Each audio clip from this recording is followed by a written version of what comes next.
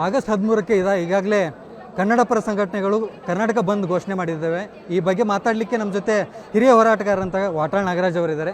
Sir, ಯಾವ ರೀತಿ ಬಂದ್ ಇರುತ್ತೆ ಸರ್? ಬಂದ್, ಕರ್ನಾಟಕ ಬಂದ್ 13ನೇ ತಾರೀಕು ಬೆಳಗ್ಗೆ 6ರಿಂದ ಸಂಜೆ 6ರವರೆಗೆ ಸಂಪೂರ್ಣ ಬಂದ್. ಸುಮಾರು 2000ಕ್ಕೂ ಮೇಲ್ಪಟ್ಟು ಸಂಘಟನೆಗಳು ಬೆಂಬಲವನ್ನು ಕೊಟ್ಟಿದ್ದಾರೆ. ಇನ್ನು ಸಾವಿರಾರು ಸಂಘಟನೆಗಳು ಬೆಂಬಲವನ್ನು ಕೊಡ್ತಾರೆ. ಎಲ್ಲ ದೃಷ್ಟಿಯಿಂದ ನಾವು ಭಾಳ ತೀವ್ರವಾಗಿ ಉತ್ಸಾಹದಲ್ಲಿ ಇಡೀ ರಾಜ್ಯಾದ್ಯಂತ ಬಂದ್ಗೆ ನಾವು ತಯಾರಾಗಿದ್ದೀವಿ. ಬಂದನ್ನು ಮಾಡ್ತೀವಿ.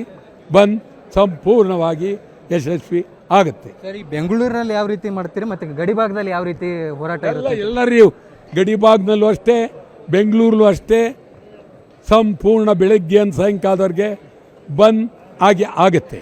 ಟೌನ್ ಹಾಲ್ ಮುಂದೆ ಬೆಳಗ್ಗೆ 11 ಗಂಟೆಗೆ ಟೌನ್ ಹಾಲಿಂದ ಸ್ವಾತಂತ್ರ್ಯ ಉದ್ಯಾನವನ ಫ್ರೀಡಮ್ ಪಾರ್ಕ್ಗೆ ಆವತ್ತು ಮೆರವಣಿಗೆಯನ್ನು ಶಾಂತ ರೀತಿಯಿಂದ ಮಾಡಬೇಕು ಅಂತೇಳಿ ತೀರ್ಮಾನ ಮಾಡಿದ್ದೀವಿ.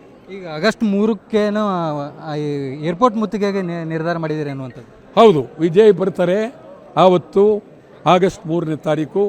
ಅದಕ್ಕೆ ನಾವು ಮುತ್ತಿಗೆಯನ್ನು ಹಾಕ್ತೀವಿ. ಎಷ್ಟು ಸಂಘಟನೆಗಳು ಬೆಂಬಲ ಕೊಟ್ಟಿದ್ದಾವೆ ಸರ್? ಈಗ ಸುಮಾರು 2000 ಮೇಲೆ ಸಂಘಟನೆಗಳು ಬೆಂಬಲ ಕೊಟ್ಟಿದ್ದಾರೆ. ಇನ್ನೂ ಸಾವಿರಾರು ಸಂಘಟನೆಗಳು ಬೆಂಬಲವನ್ನು ಕೊಡ್ತಾರೆ. ಸರ್, CWRC ಮತ್ತು CWMA ಆ ವಾದ ಮಂಡನೆಯಲ್ಲಿ ಎಲ್ಲೋ ಕರ್ನಾಟಕದವರು ಸೋಲ್ತಾ ಇದ್ದಾರೆ ಅನ್ನುವಂಥ ಸರ್? ನಾನು ಅದನ್ನು ಗಮನಿಸಿಲ್ಲ. ಆ ರೀತಿ ಆದರೆ ಭಾಳ ಅನ್ಯಾಯ. ನಮ್ಮವರು ಆ ರೀತಿ ವಾದ ಮಂಡನೆಯಲ್ಲಿ ಇದಾಯಿತು ಅಂದರೆ ಖಂಡಿತ ಅನ್ಯಾಯ.